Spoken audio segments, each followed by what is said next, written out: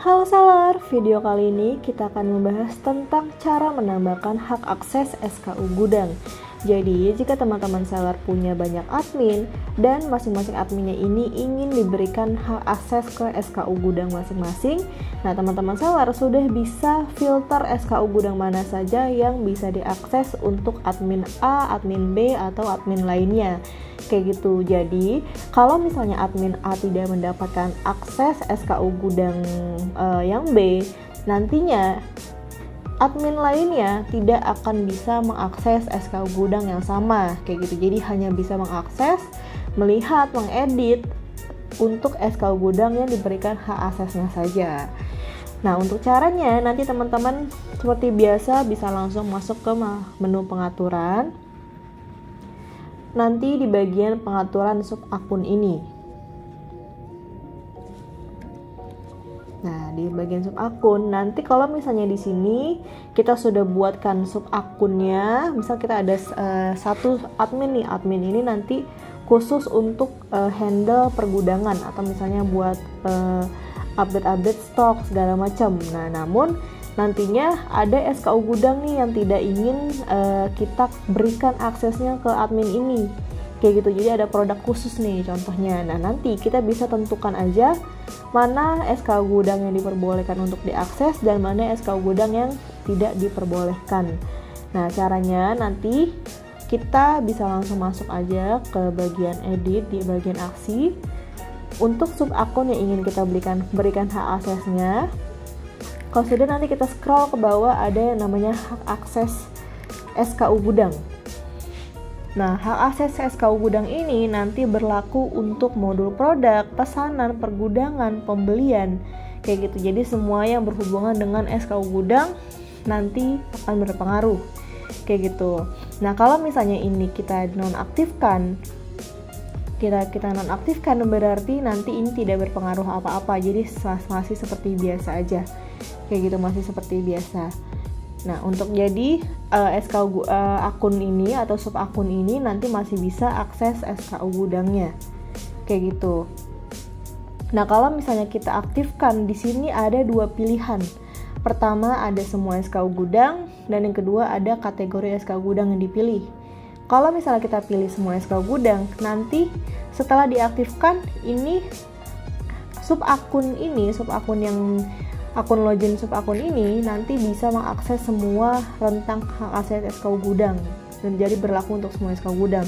Jadi kalau misalnya mau edit stok untuk SKU gudang tersebut, mau proses pesanan untuk SKU gudang tersebut dan segala macam, atau membuat pesanan pembelian untuk SKU gudang tersebut, itu bisa dilakukan semuanya.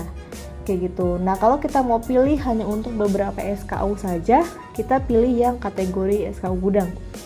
Nah, jadi di sini pemilihan hak akses SKU gudangnya ini berdasarkan kategori SKU gudang. Nah, kategori SKU gudang itu yang mana? Kategori SKU gudang itu yang ada di bagian menu SKU gudang. Nah, di menu SKU gudang ini ada kategori. Kayak gitu. Jadi kita bisa buat kategorinya.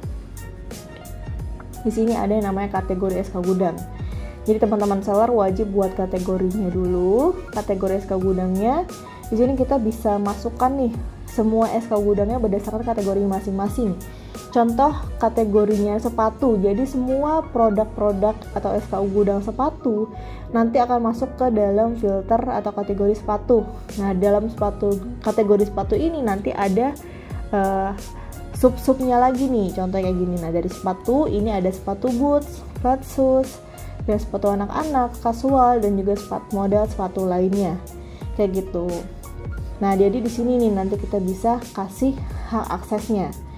Nah, untuk masukkan SKU gudang itu ke dalam kategori, nanti kita bisa pilih aja SKU gudangnya.